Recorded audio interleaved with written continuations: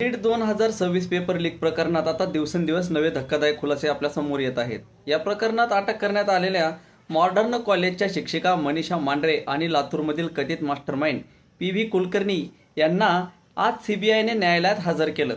तपास यंत्रणांनी दोघांविरोधात गंभीर पुरावे असल्याचा दावा करत अधिक चौकशीसाठी कोठडीची मागणी केली होती. त्यानंतर न्यायालयाने दोन्ही आरोपींना तब्बल 10 दिवसांची सीबीआय कोठडी सुनावली आहे. दरम्यान या प्रकरणामुळे मॉडर्न कॉलेज प्रशासनही ॲक्शन मोडमध्ये आला आहे. मनीषा मांढरे यांच्या अटकेनंतर कॉलेजने अंतर्गत चौकशी सुरू करण्याचा निर्णय घेतला आहे. गेली 24 वर्ष त्या या महाविद्यालयात कार्यरत होत्या आणि 11वी-12वीच्या विद्यार्थ्यांना जीवशास्त्र विषय शिकवत देखील होत्या. मात्र आता त्यांच्यावर शिस्तभंगाची कारवाई करण्यात येणार असल्याचं कॉलेज प्रशासनाने स्पष्ट केलं आहे.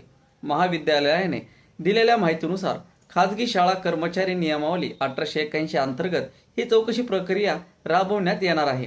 मनीषा मांढरे या 2002 पासून शिक्षिका म्हणून कार्यरत होत्या. त्याचबरोबर गेल्या 6 वर्षापासून त्या नीट आणि जेईई सारख्या महत्त्वाच्या परीक्षा प्रक्रियेशी संबंधित काम देखील करत होत्या आणि त्याचमुळे या प्रकरणात आता त्यांची भूमिका नेमकी काय होती याचा तपास देखील केला जाणार आहे. सीबीआयने न्यायालयात दावा केला की मनीषा मांढरे आणि पी.व्ही. कुलकर्णी हे पेपरफुटी रॅकेटमध्ये सक्रिय होते.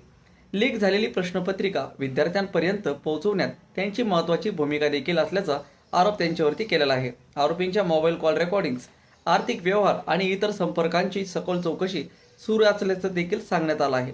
तपासादरम्यान आणखी एक महत्त्वाची आणि मोठी माहिती समोर आली आहे. मनीषा मांढरे यांचा धनंजय नावाच्या व्यक्तीशी संपर्क देखील असल्याचं सीबीआयने कोर्टात सांगितलं. हा व्यक्ती नेमका कोण आहे आणि हा या संपूर्ण रॅकेटमध्ये त्याची महत्त्वाची काय भूमिका होती याचा तपास आता सध्या सुरू आहे. आणि त्याचप्रकारे इतर काही आरोपींसोबत संगनमत करून त्यांनी प्रश्नपत्रिका मिळवण्याची आणि ती विद्यार्थ्यांपर्यंत पोहोचवण्याचं काम करण्यात असल्याचा आरोपही त्यावरती करण्यात आलाय.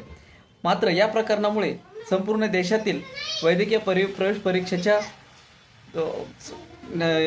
परीक्षेवर आता एक प्रकारे प्रश्न उपस्थित झालेले आहेत की हे किती सिक्युअर आहे आणि पालकांच्या आणि विद्यार्थ्यांच्या भविष्यावर देखील आता याचा किती परिणाम पडू शकतो हे येणाऱ्या काळामध्ये आपल्याला पाहणं गरजेचं ठरेल. मित्रांनो, असेच नवनवीन व्हिडिओ बघण्यासाठी आपल्या यूट्यूब चॅनलला सबस्क्राईब करा, फेसबुक पेजला फॉलो करा आणि आम्हाला सहकार्य करा. भेटू नवीन पुढील व्हिडिओमध्ये. तोपर्यंत धन्यवाद.